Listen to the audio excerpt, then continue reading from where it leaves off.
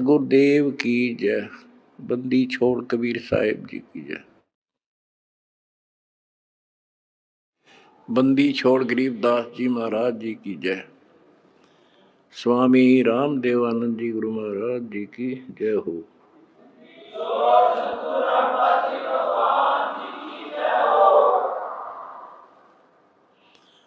सत साहिब परमेश्वर कबीर जी की प्यारी संगत को, विश्व की सारी संगत को दास का आशीर्वाद है। परमात्मा आपको मोक्ष दे, सुखी रखे, काल कष्ट से आपकी रक्षा करे। बच्चों, आपको सत्संग से, तत्व ज्ञान से रंग दिया है, आपको परिपूर्ण कर दिया है। आज मानव एजुकेटेड है, शिक्षित है, आसानी से समझ जाता है अच्छे और बुरे को। परमात्मा की विशेष रजा है। ये साइंस परमात्मा ने मानव को दी, जिसके कारण आज ये सोशल मीडिया परमात्मा कबीर जी की देन है। और प्रचार का एक नंबर का साधन यही है। हमारा भगवान पूरा, हमारा ज्ञान पूरा और समाज की सभी बुराइयों से मुक्त मेरे भक्त भी देवी देवता से कम नहीं। आज के दिन यदि पृथ्वी पर देवी और देवता हो तो आप कबीर जी के बच्चे हो। ये अब समाज को भी समझ में आ चुका है कि यदि बसना चाहते हो, सुखी होना चाहते हो, तो ऐसे बनना पड़ेगा जैसे संत रामपाल जी के बेटा बेटी हैं। बच्चों, पहली बात तो ये है कि भक्ति मार्ग जो है ये खंडे की धार पर चलना है, यानी तलवार की धार पे। कब तक? जब तक हमारा ज्ञान और समाधान पूर्ण समझ में नहीं आता। और जब ये समझ आ जाता है, इसमें आने वाले कष्ट जो होते हैं वो हमारे लिए वरदान बनते हैं। ये अब आपके आसानी से समझ में आ जाएगा। अध्यात्म की सफलता का मूल कारण है कि राज्य क्रमता राम की, रजा दरे जो शीस, दास गरीब दरस परस, तिस बैठे जगदीश। ज्यों रखे त्यों ही रहूं, और मेरा के चारा, खाने जाद खरीद हूं, गुलाम तुम्हारा। आपको सत्संग के माध्यम से सुना करते हैं हम, कई उदाहरण भी दिए जाते हैं कि एक राजा था, वो नास्तिक था, उसका वजीर आस्तिक था।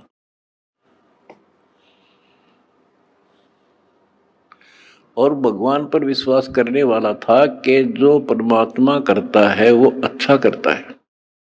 बहुत अच्छा हुआ। एक बार राजा अपनी तलवार को की धार चेक कर रहा था, खड़ा खड़ा। आसपास और भी मंत्री थे और वो आस्तिक मंत्री भी खड़ा था।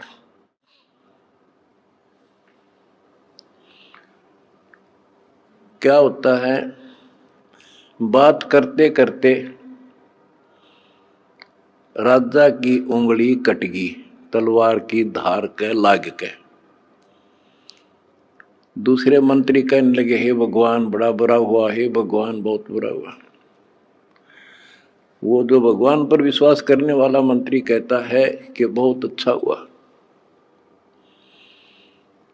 वो दूसरे मंत्री, जो वो मंत्री था भगवान के डरने वाला विश्वासी, वो बहुत ही समर्पित था, राजा उसके ऊपर बहुत विश्वास करता था।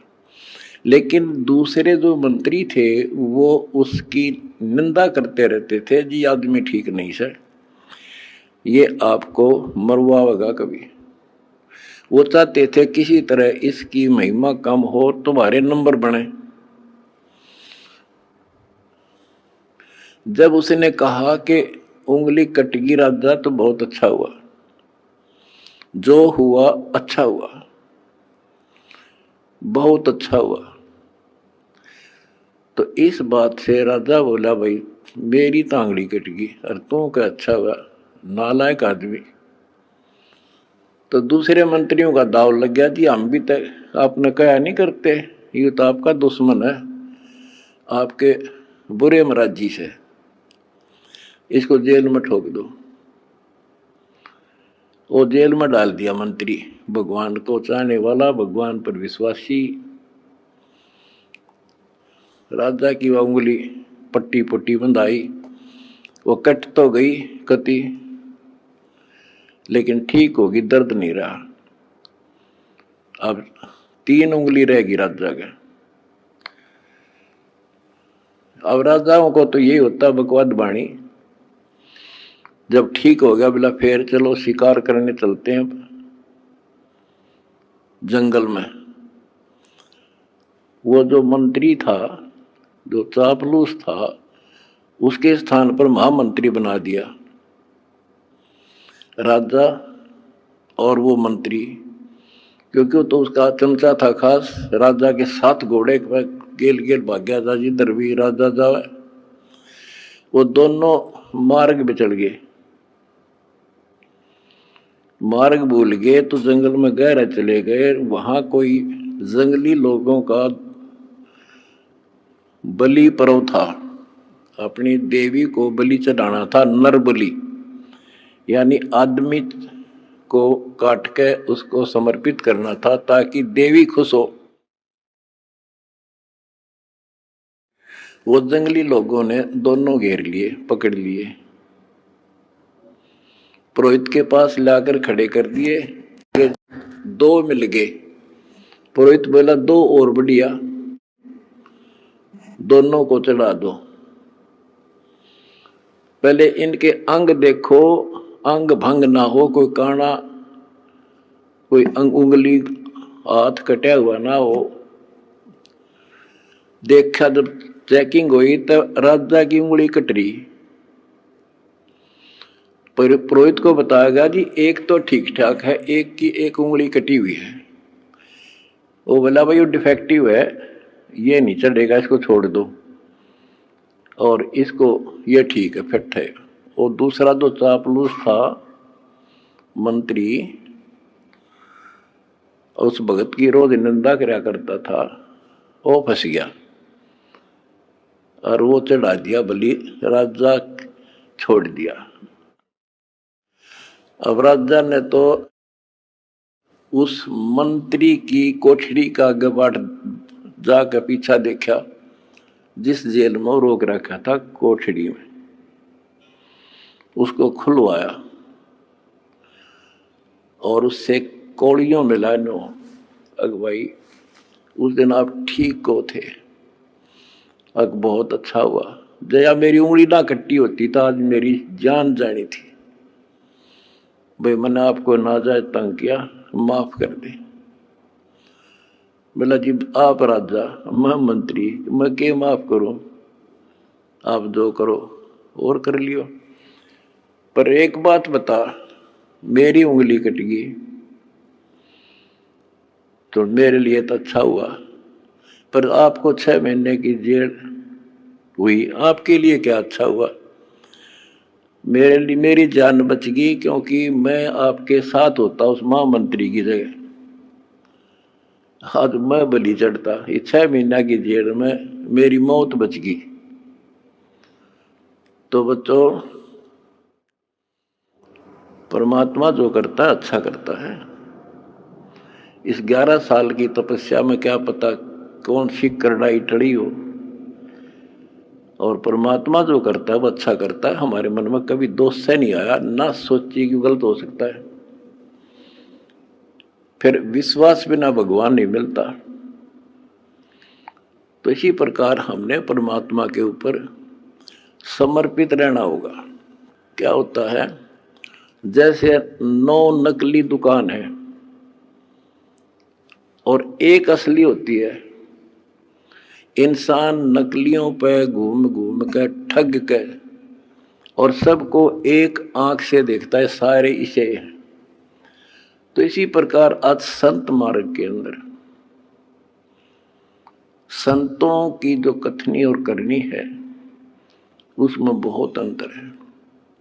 इस करके समाज ने ज्यादा से ज्यादा गणी नहीं तो 50% समाज रिजेक्ट कर चुका है साधु संतों को। अपने हिसाब से चाहे कोई पत्थर पूज रहा है, चाहे कोई तीर्थ जा रहा है, वो कर रहा है। इसका कारण क्या है कि हमें परमात्मा का ज्ञान नहीं हुआ और परमात्मा से मिलने वाला लाभ हमें प्राप्त नहीं हुआ, जो भी हमने साधनाएं की। परमात्मा को पाने के लिए राज त्याग दिए, घर छोड़ दिए, कठिन तपस्याएं की, लेकिन जो परमात्मा से अपेक्षित होता है वो मिल नहीं पाया। आखिर में इंसान नास्तिक हो गया, चोरी करके उस पूर्ति को पूरा करने लगा। रिश्वत लेकर न सोचा सेठ बनूं, कभी नहीं बन सकता, सपने में भी ना सोचना। ये कथाएं आपको बहुत सुना रखी हैं दास ने। और जब से दास इस मार्ग पर निकला, मेरे घर में क्या है कि कमी नहीं थी। यूं है मेरा, यहीं हमारे खेत थे, यूं है मेरा गांव है, सारा गांव गवाह है। हम सेठ नहीं थे तो घर में बढ़िया इज्जत से रोटी मेरे माता पिता भी खा रहे थे और दास को भी नौकरी बहुत अच्छी मिल गई थी। लेकिन जब पता चला कि ये इस ज्ञान की पूरे विश्व को जरूरत है। संत गरीबदास जी की वाणी है, अगम निगम को खोज ले और बुद्धि विवेक विचार, उदय अस्त का राज मिला तो बिन नाम बेगार। बताओ, यह छोटी बात नहीं है। भक्ति ना करने वाला तो सारी पृथ्वी का राजा बन जा, उसका भविष्य जीरो होता, जीरो। आज कोई भी आज किसी भी पद को प्राप्त है, कोई राजा बना है, मंत्री है, मुख्यमंत्री है, कोई अच्छी पोस्ट है, सेठ है, वो पिछले संस्कार से है। पिछले किसी जन्म में उन्हें अच्छे तप धर्म दान किए हुए हैं और अब वो टीटी भाग रहा है, लाट साहब बन रहा है, क्योंकि इस टाइम पर टूक मिल रहा है, समय पर सारी सुविधा प्राप्त है और वो ये सोचता है बस इतना ही काम है। ये अध्यात्म ज्ञान का टोटा है। उस अध्यात्म ज्ञान के टोटे को पूरा किया मैंने सभी ग्रंथों से, सभी महापुरुषों की वाणियों से एक कर दिया। अब देखो, हम देखते हैं भाई, एक इंसान सेठ है, एक IAS IPS MLA MP प्रधानमंत्री मुख्यमंत्री बने हैं और वो कति राम नाम न जानते नहीं, सारे दिन दारू पीना या मजाक करना और बकवाद करना, या अपनी अच्छे नेक व्यक्ति हैं तो अपना करके खाना रहना। और हम सोचते हैं कि ये भक्ति जो कर रहे हैं, वो ये सोचते हैं कि हम भक्ति कर रहे हैं और फिर भी कोई ना कोई कष्ट थोड़ा बहुत आ ही जाता है। और मेरे साथ वाला सारा दिन कोई राम नाम न जानता, नहीं कहता खेल है, दारू पीवे ना अपनी धंधा करता है और बड़ा अफसर है, इसको कोई दिक्कत नहीं होती। तो ये ऐसे समझना होगा आपने, जैसे इन्वर्टर की बैटरी है, वो चार्ज कर दी और इन्वर्टर है नहीं, फिर हटा दिया, तो जब तक उसमें वो कैपेसिटी है उसकी, वो चलेगी और पंखे भी चलेंगे, कूलर भी चलेगा, लाइट भी जग रही होगी। और जिस समय वो बैटरी डिस्चार्ज हो जाएगी, सभी समाप्त हो जाएंगी, सब सुविधाएं खत्म। उसके बाद फिर क्या होगा, उसके ऊपर कैर टूटेगा और उस समय देर बहुत हो चुकी होगी। आज कोई राजा है, महाराजा है, और फिर मृत्यु के बाद कुत्ता बनेगा, गधा। ये संतों की वाणी है, कोई डूम बाट के गीत नहीं है, अध्यात्म ज्ञान है। फिर पीछे तू पसवा कीजे, गद्दा बैल बनाई, ये 56 भोग कहाँ मन बोरे, कि तक कुरली चलने जाई। एक थोड़ा सा दिमाग तक काम ले ले इंसान तो कलजा पाट जा। आज सारी सुविधाएं हैं, समय पर सब मिल रहा है, और मृत्यु के उपरांत क्या होगा, कुत्ता बन के धक्के खागा। तो ये डर बनेगा गात में, जब बात बनी मेरा बना डर, ये ज्ञान होया। तो फिर बताया कि कोट जन्म तन भ्रमत हो गया, कुछ नहीं हाथ लगा रहे, और कुकर कुत्ता, शुक्र सुअर खर गधा और कौवा हंस बुगारे। तो ये छाती में लगने लगी ये बातें, भाई तो बहुत जुल्म हुआ। आते एक छोटी सी पोस्ट है जेई की, इस समय मैं अफलातून मान रहा हूं अपने आप को। और अध्यात्म ज्ञान बताता है कि राजा भी रहे, देवता भी रहे, और मोक्ष नहीं हुआ।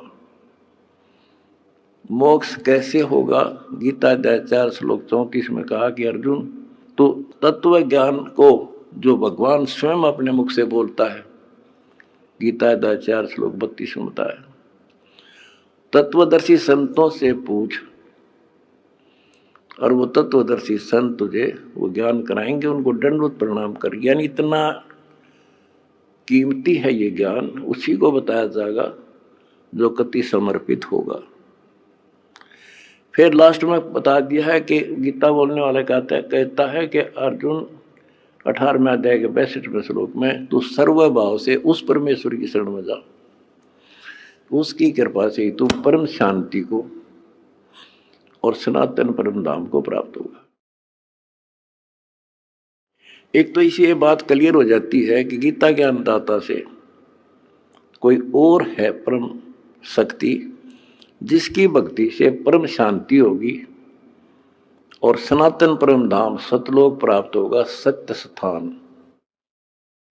गीता अध्याय 15 श्लोक 4 में कहा है कि तत्व ज्ञान की प्राप्ति के पश्चात परमेश्वर के उस परम पद की खोज करनी चाहिए, जहां जाने के बाद साधक फिर लौटकर संसार में नहीं आते।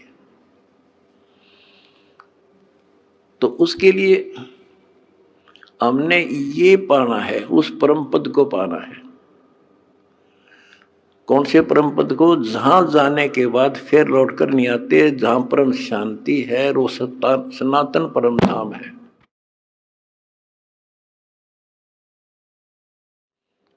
तो वो कैसे प्राप्त होगा, वो तो तत्वदर्शी संत बताओगा। वो गीता के अंदर वो ज्ञान पूरा नहीं है।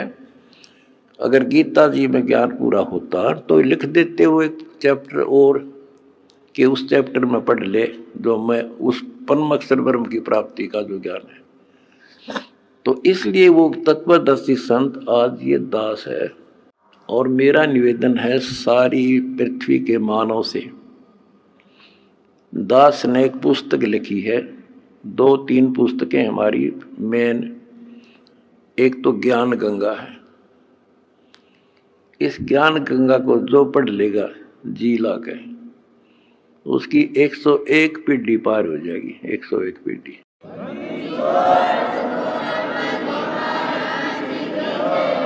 ये सारा ज्ञान कति मेरी आत्मा समझ लेना हो ज्ञान गंगा ऐसे गजब तरीके से तैयार कर रखी है। जब इंसान होगा निष्पक्ष भाव से पढ़ लेगा वो और बताता फिरेगा।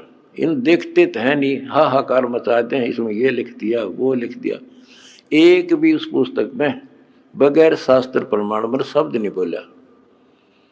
अगर उसमें जो लिखा हुआ गीता से, वेद से, पुराण से, कुरान से, बाइबल से, अगर उसमें गलत है तो फिर वो आपकी पुरानी पुस्तकें खराब हैं।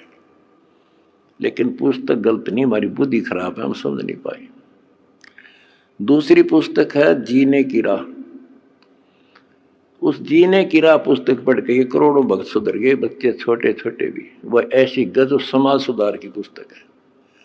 आज यो लिव एंड रिलेशन का जो आग लाग रही है लव मैरिज की, इस पुस्तक को पढ़ कर कोई ना तो लव मैरिज करेगा और ना ही लिव इन रिलेशनशिप में रहेगा, ना बुराई करेगा, ना समाज के अंदर एक देवता बनकर रहेगा। ऐसी गजब की पुस्तक है और हम फ्री में देते हैं, कोई लालच नहीं। कोई मैंने सोचे भाई रामपाल अपने कोई लालच कर रहा होगा, ये समाज ने पता चल गया मैं लालची हूं कि ना हूं। मैं केवल परमार्थी हूं और परमार्थ की ट्रेनिंग मैंने अपने बच्चों को दे रखी है। और ये कुर्बान है, इनको को दुखी दिखाई देगा, ये आप रोटी नहीं खाओगे उसको खिलाओगे। आज इनको ऐसा ज्ञान ऐसा निर्बल कर दिया और हमने भी ठान ली है पहले तो भारत को विश्व सोने की चिड़िया बनावांगे। वो बनेगी कैसे?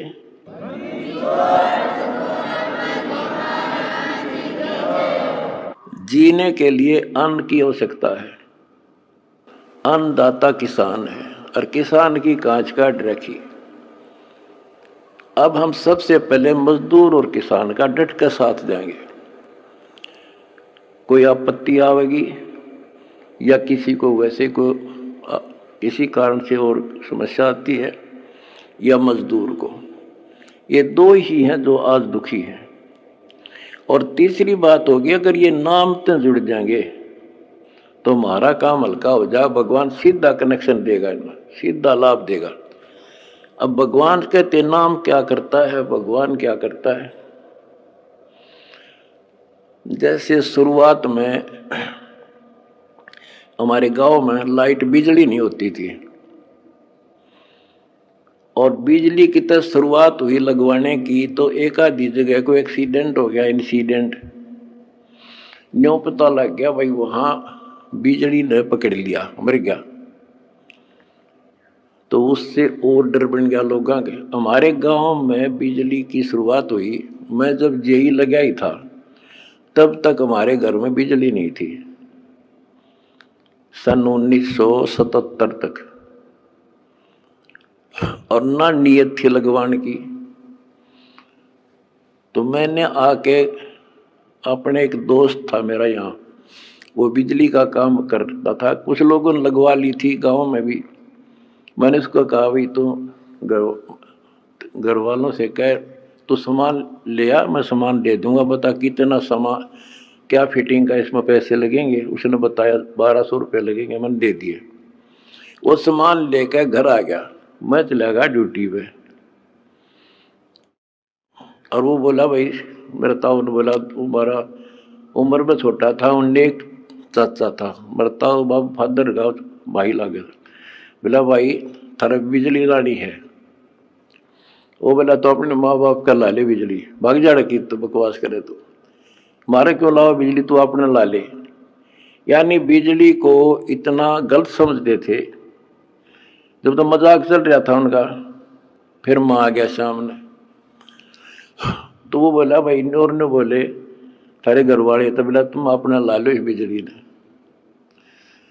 वो बोला कोई बात ना, न बेरा कोई ना, तू फिटिंग कर दे। फिटिंग करवा दी, कनेक्शन ले दिया, मोटर लगा दी। पहले हाथ से काटा करते नो सानी, और मेरी माता ने पीछा करती 2-2 घंटे 2 किलो 5 किलो आदि। जब उनके सामने वह लाइट चली और मोटर कट्टा कट सानी काट दी, फिर ने बोले भैया तो भूला लाग रही थी तो पहले लवानी थी। तो बच्चों इसी प्रकार और परमात्मा की पावर का कनेक्शन है जो आज दास एक लाइन में मिल के आपको दे रहा है। जिसका यू लाग जाएगा कट्टा कट काम होगा आपका।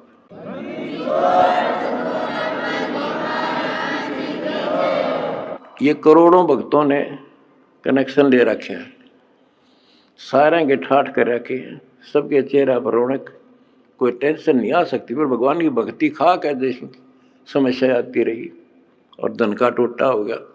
तुमने इतना दान कर दिया कि आज देख कितने लाखों दुखियों का दुख दूर हो रहा है तुम्हारे दान से। और वो जब भगवान का जुड़ गया तो सीधा कनेक्शन उनसे भी हो जाए।